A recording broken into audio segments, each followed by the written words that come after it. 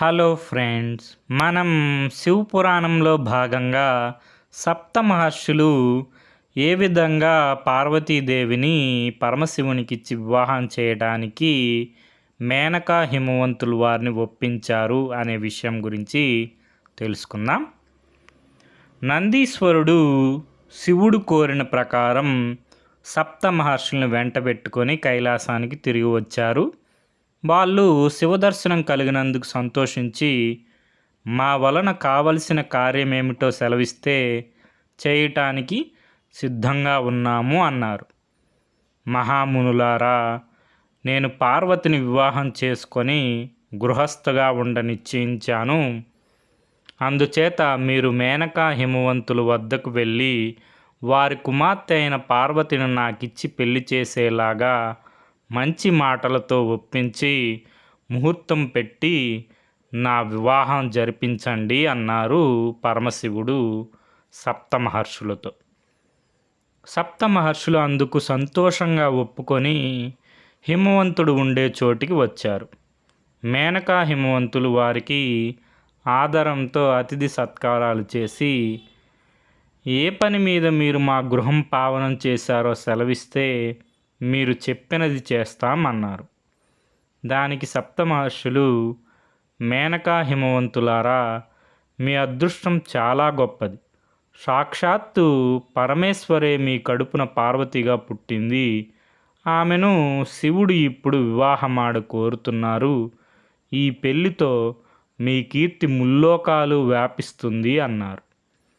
ఆ మాటలు విని మేనకా హిమవంతులు, మహర్షులారా, మేము కూడా పార్వతిని శివుడికిచ్చి పెళ్లి చేయాలనే అభిప్రాయంతోనే ఉన్నాము. కానీ నిన్న ఒక భిక్షువు మా వద్దకు వచ్చి పార్వతిని శివుడికి ఇయ్యవద్దని, శివుడికి ఒక రాజ్యం కానీ సుఖం కానీ భోగం కానీ లేవని, శ్మశానంలో నివసిస్తాడని, పాములు ధరించి సరి అయిన భోజన పాత్ర కూడా లేక కపాలంలో తిండి తింటాడని చెప్పి వెళ్ళిపోయారు. అందుచేత పార్వతిని శివుడికిచ్చి పెళ్లి చేసే ఆలోచన మానుకున్నామన్నారు. ఈ మాట విని సప్తఋషులు అమితాశ్చర్యం పొంది, ఆ భిక్షువు ఎవడో దుర్మార్గుడై ఉంటాడు. శివపార్వతుల పెళ్లి చెడగొట్టడానికి మీతో అలా చెప్పి ఉంటాడు. మీ కుమార్తె ఆ పరదేవత అవతారమని మరవకండి. ఈమె శివుడు భార్య కావడానికే మీ కుమార్తెగా పుట్టింది అన్నారు. వశిష్ఠ మహాముని మేనకా హిమవంతులకు ఈ సందర్భంలో అనరణ్యుడనే రాజు కథను చెప్పారు. ఇంద్రసావర్ణ్య అనే 14వ మనువంశంలో అనరణ్యుడనే రాజు చక్రవర్తిగా రాజ్యపాలన చేసేవారు. ఆయనకు రుచి అనే తపస్శాలి పురోహితుడిగా ఉండేవారు. ఆ రాజుకు 5 భార్యలు, 100 మంది కొడుకులు. అందరి తర్వాత పద్మావతి అనే కుమార్తె ఉండేవారు. పద్మావతి గొప్ప సౌందర్యవతి. యవ్వనం రాగానే అనరణ్యుడు ఆమెకు తగిన రాజకుమారుడు కోసం అన్వేషణ ప్రారంభించారు.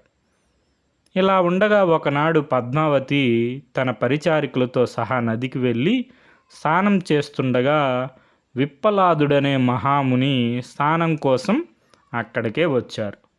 విప్పలాదుడు సామాన్యుడు కాడు. భృగువంశాన పుట్టినవాడు దదీచి మహాముని కొడుకు. అటువంటి పిప్పలాదుడు పద్మావతి అందం చూసి మోహించి అనరణ్యుడి సభకు వెళ్ళి తనకు పద్మావతిని భార్యగా ఇచ్చి వివాహం చేయమని కోరాడు. రాజుకు నోట మాట రాలేదు. రతీదేవి లాంటి తన కుమార్తెను మన్మధుడు వంటి రాజకుమారుడికో ఇవ్వాలని ఆయన అనుకుంటూ ఉండగా ఈ ముసలివాడు ఎక్కడి నుంచి ఊడిపడ్డాడు. నా కుమార్తెను నీకు భార్యగా ఇవ్వను అంటే శపించి వంశ నిర్మూలనం చేస్తాడేమో. ఇలా రాజు సంశయావస్థలో పడి కొట్టుకుంటూ ఉండగా రాజపురోహితుడు, మంత్రులు ఆయనకు ధైర్యం చెప్పి ఇలా సలహా ఇచ్చారు. మహారాజా, పద్మావతి వంటి స్త్రీ ఈ మహాముని వంటి భర్తను పెళ్ళాడ కోరవచ్చును. ఈయన గొప్ప వంశాన పుట్టినవాడు, కులశ్రేష్ఠుడు. అలాంటి వారికి కన్యను ఇవ్వడం గొప్ప విషయమే. ఈయనను పద్మావతికి చూపి ఆమె వివాహానికి అంగీకరించిన పక్షంలో ఇద్దరికీ వివాహం చేయండి, ఆమె అంగీకరించిన పక్షంలో ఈ మునీశ్వరుడు వెళ్ళిపోతారు అని సలహా ఇచ్చారు. అనరణ్యుడికి పెద్ద బెడద తీరింది. విప్పలాదు మహర్షిని చూసి పద్మావతీదేవి ఆయనకు భార్య కావడానికి సమ్మతించింది. అనరణ్యుడు వారిద్దరికి పెళ్లి చేసి గొప్ప కీర్తి సంపాదించుకున్నాడు. వివాహం కాగానే విప్పలాద మహర్షి పద్మావతీదేవిని తన వెంట ఋషిపల్లెకు తీసుకొని వెళ్ళారు. కుమార్తెపై గల ప్రేమ చేత అనరణ్యుడు కూడా తన రాజ్యాన్ని పెద్ద కొడుకు పరం చేసి 5 భార్యలను వెంట పెట్టుకొని కుమార్తె ఉన్న చోటకే వానప్రస్థం వెళ్ళారు. ఒకనాడు పద్మావతీదేవి నదిలో స్నానం చేయడానికి వెళ్ళేసరికి ధర్మదేవత నవమన్మధుడై యువకుడి రూపంలో ఆమె వద్దకు వెళ్ళి, సుందరి, నీ అందానికి తగినవాని నేను. ఈ ముసలి భర్తతో కాపురం చేస్తూ నీ యవ్వనాన్ని అడవిగాసిన వెన్నెల చేయక నా వెంట నా రాజ్యానికి వచ్చి మహారాణిలాగా జీవించు అన్నాడు.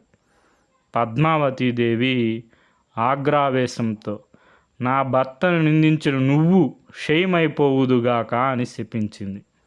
ధర్మదేవత అదిరిపడి, అమ్మా, నేను రాజును కాను, ధర్మదేవతను. నీ పాతివృత్యం పరీక్షించవచ్చాను, నన్ను మన్నించి శాపం ఉపసంహరించు అని వేడుకున్నాడు. పద్మావతి కూడా తెలియక చేసిన తప్పుకు నొచ్చుకొని, శాపం ఉపసంహరించడం నాకు సాధ్యం కాదు, ఒక్కొక్క యుగంలో ఒక్కొక్క పాదాన్ని పోగొట్టుకుంటూ సంచరించు అన్నది.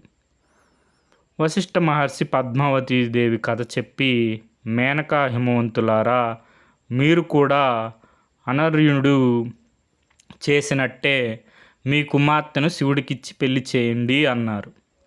మేనకా హిమవంతులు తృప్తిపడ్డారు.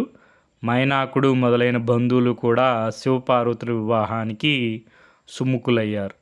అప్పుడు మేనకా హిమవంతులు పార్వతీదేవి చేతిని అరుంధతి వశిష్ఠుల చేతిలో పెట్టి, మీ ఇష్ట ప్రకారమే ఈ పిల్లను శివుడికిచ్చి వివాహం చేద్దాం, పెళ్ళికి ముహూర్తం నిశ్చయించండి అన్నారు.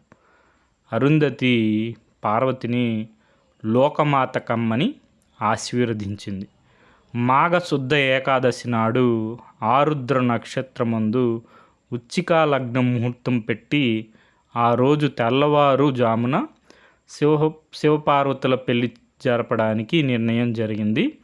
సప్త మహర్షులు శివుడి వద్దకు తిరిగి వచ్చి పని సానుకూలమైందని తెలిపారు. వారు పెళ్లి పనులు చేయడానికి బ్రహ్మ, విష్ణు, ఇంద్రాదులను నియోగించమని సలహా ఇచ్చి వెళ్ళిపోయారు. పార్వతీ వివాహానికి కావాల్సిన ఏర్పాట్లన్నీ సక్రమంగా జరిగాయి. సంభారాలన్నీ సమకూర్చారు. హిమవంతుడు తన మంత్రుల చేత పనులన్నీ చేయించారు. శుభలేఖలు బంధువులందరికీ వెళ్ళాయి. పార్వతిని పెళ్లి కూతుని చేయడానికి పట్టణంలో కల ముత్తైదువులందరూ వచ్చారు. మంచి ముహూర్తం చూసి పార్వతీదేవికి మంగళ స్నానం చేయించి సాంబ్రాణి ధూపం వేసి పట్టుబట్టలు కట్టబెట్టి అలంకారాలు పెట్టి ఆమెకు పూనుగు, జువ్వాది, హరిచందనము పూసి నుదుట కస్తూరి బొట్టు పెట్టి పుష్పాహారాలు వేసి పెళ్లి కూతురుని చేసి ఉత్సవం జరిపారు. ఇది మనకి శివపురాణంలో భాగంగా పార్వతీ పరమేశ్వరుల వృత్తాంతం. దీనికి మూలం చందమామ అక్టోబర్ 1971 సంచిక. Okay friends, thank you for watching.